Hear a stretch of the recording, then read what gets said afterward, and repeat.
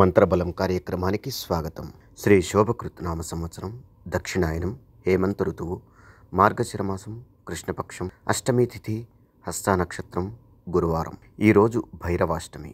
ఈరోజు మనమంతా ఓం కాలభైరవాయ నమః అని జపించాలి. దీనివల్ల మనపై ఉన్న నెగటివ్ ఎనర్జీ తొలగిపోయి మానసిక క్షోభ నుండి విముక్తి కలుగుతుంది. దివ్య పూజ కార్యక్రమానికి స్వాగతం. శత్రువులు దూరం అయ్యేందుకు ఈరోజు ఉదయాన్నే తమలపాకు, వేపాకులు, జిల్లేడు పూలు తీసుకోవాలి. తమలపాకు తొడిమ భాగం మన వైపు, కొన భాగం తూర్పు వైపు ఉండేలా ఉంచాలి. తమలపాకుపై పసుపు వేసి వేపాకులను బోర్లించి వాటిపై జిల్లేడు పూలను ఉంచి చేతిలో అక్షతలను పట్టుకుని ఓం కాలభైరవాయ నమః అని జపించాలి. అక్షతలను పూలపై వేసి కాలభైరవాష్టకాన్ని పారాయణ చేసిన అనంతరం ఆకు వక్క సమర్పించి కర్పూరంతో హారతిని వెలిగించి అది వెలుగుతున్నంతసేపు కన్నార్పకుండా దాన్నే చూస్తుండాలి. శత్రువులు దూరం అవ్వాలని మనసులో కోరుకోవాలి. తర్వాత తమలపాకును 2 భాగాలు చేయాలి. తమలపాకు ముక్కల్ని నీటిలో వేసి ఆ నీటిని ఇంటి బయట పోసేయాలి. మంచి మాట కార్యక్రమానికి స్వాగతం. ఏదైనా అనారోగ్యం పాలైనప్పుడు వైద్యుడు చేదుగా ఉన్న ఔషధాన్ని ఇస్తే ఆ చేదును భరించలేం కాబట్టి దాన్ని ఒకేసారి గొంతులో పోసేసుకుంటాం. అదే ఏదైనా తీపి పదార్థమైతే దాన్ని ఆస్వాదిస్తూ మెల్లిగా తాగుతాం. మరి అలాంటప్పుడు చేదు సంఘటనలను పదే పదే తలుచుకుని ఎందుకు బాధపడాలి? మంచి సంఘటనలను ఎందుకు మర్చిపోవాలి? మనకుండే జ్ఞానం మనకు ఉంటుంది. దాన్ని ఎవరూ దొంగిలించలేరు. ఒకసారి ఒక దొంగ ఒక ఇంట్లో దూరి అన్నీ ఎత్తుకెళ్ళిపోయాడు, కానీ కలాన్ని మాత్రం అక్కడే వదిలివేశాడు. ఎందుకంటే ఎవరైనా లక్ష్మీదేవిని దొంగిలించగలరు, కానీ సరస్వతీదేవిని దొంగిలించలేరు. ఇక్కడ మరో విషయం ఏంటంటే, చాలామంది తల్లిదండ్రులు తమ పిల్లలు గొప్ప స్థాయికి ఎదగాలని కోరుకుంటారు. వారు అలా కోరుకోవడంలో తప్పులేదు, కానీ అది వారి శక్తిని అనుసరించే ఉంటుంది. పడవను నీటిలోనే నడపగలం, ఎద్దుల బండిని నేలపైనే నడపగలం. వాస్తు పరిహారం కార్యక్రమానికి స్వాగతం. ఏ ఇంట్లోనూ వాస్తు 100% సంపూర్ణంగా సరిగ్గా ఉండదు. అయితే అయినంత వరకు మనం కొన్ని జాగ్రత్తలు తీసుకోవాలి. దక్షిణ దిశ వైపు పెద్ద పెద్ద కిటికీలు ఉండకుండా చూసుకోవాలి. ఇలాంటి కొన్ని జాగ్రత్తలు వహించాలి. మరో విషయం ఏంటంటే, ఇంటి నిర్మాణంలో మనం వాస్తు ప్రకారం నడుచుకోగలం, కానీ భూమి లోపల ఉండే వాస్తు విషయంలో ఏమీ చేయలేం కదా. సాధారణంగా మనకు మట్టిలో ఎర్రమట్టి, నల్లమట్టి, సాధారణమైన మట్టి 3 రకాలు ఉంటాయి. అందుకే ఇంట్లో శ్రీవాస్తు యంత్రాన్ని ఏర్పాటు చేసుకుంటే ఎటువంటి వాస్తు దోషాలు ఉన్నప్పటికీ అవి దూరమవుతాయి. ఆయుర్క్షేమం కార్యక్రమానికి స్వాగతం. మోకాళ్ల నొప్పులతో చాలామంది బాధపడుతుంటారు. అలాంటి వారికి దివ్యౌషధం మునగాకు.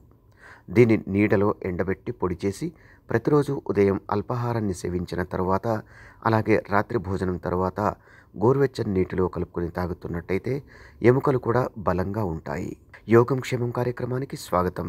అమ్మవారి అనుగ్రహంతో ఇంట్లో నెగిటివ్ ఎనర్జీ తొలగిపోయి దారిద్ర్యం దూరమై వచ్చిన డబ్బు స్థిరంగా నిలిచేందుకు ఈరోజు సాయంత్రం దుర్గాదేవి ముందు 2 దీపాలను వెలిగించి ఎర్రని పూలతో పూజించాలి. కుంకుమార్చన చేసి పూజానంతరం ఆ కుంకుమను నీటిలో కలిపి ఇల్లంతా సంప్రోక్షణ చేసి మిగిలిన నీటిని తులసి చెట్టుకు పోయాలి. సర్వే జనా సుఖినో భవంతు. మమ్మల్ని సోషల్ మీడియాలో ఫాలో అవ్వండి. లింక్స్ వీడియో క్రింద డిస్క్రిప్షన్లో పొందుపరిచాము. అలాగే ఓంకారం కార్యక్రమాన్ని జీ తెలుగు ఛానల్లో తప్పక చూడండి. అందరికీ నమస్కారం. ఈరోజు మీకు అందరికీ కూడా శ్రీవాస్తు యంత్రం గురించి పరిచయం చేయడానికి వచ్చాను. శ్రీవాస్తు యంత్రం మీరు చూస్తున్నారు. శ్రీవాస్తు యంత్రం. ఈ శ్రీవాస్తు యంత్రం ఈ విధానంగా 9 ఇంచెస్, ఇలా 9 ఇంచెస్, ఇలా 9 ఇంచెస్ ఉంటుంది. తదుపరి బ్యాక్ సైడు ఇలాంటి 9 చక్రాలు ఉంటాయి. ఫ్రంట్ ఈ ఒక గ్లోబ్స్లా ఒక 9 డాట్స్ ఉన్నాయి చూడండి, ఇలా 9. ఇది శ్రీవాస్తు యంత్రం అనేది ఒక కాస్మిక్ ఎనర్జీని అట్రాక్ట్ చేసుకుంటుంది. నెగిటివ్ ఎనర్జీని ఇంట్లో నుంచి బయటికి తరిమేస్తుంది.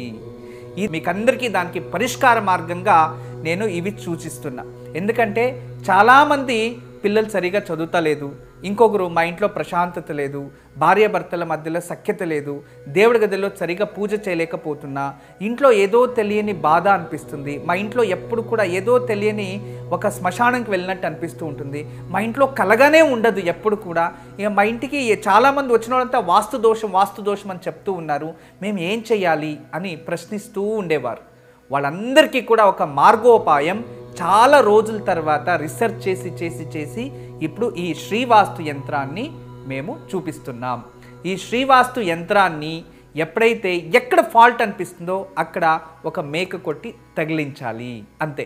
పిల్లలు చదువుతా లేదు, చదివే రూమ్లో పిల్లలు ఏకాగ్రతగా చదవాలి అనుకుంటున్నారా, అక్కడ ఒకటి తగిలించండి.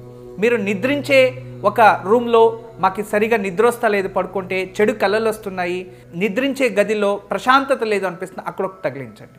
లేదు ఎవరో వాస్తు దోషం అని చెప్పారా, ఇంట్లో వాస్తు దోషాని కోసం ఇంటి హాల్లో ఒకటి తగిలించండి.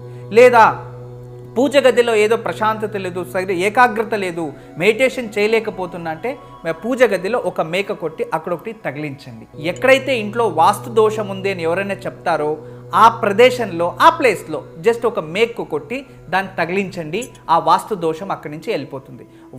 చాలా అద్భుతము, చాలా విశేషమైన శ్రీవాస్తు యంత్రం మీ వరకు తయారు చేయించాము. దీన్ని ఉపయోగించండి, దీన్ని లాభం పొందండి. నమస్కారం.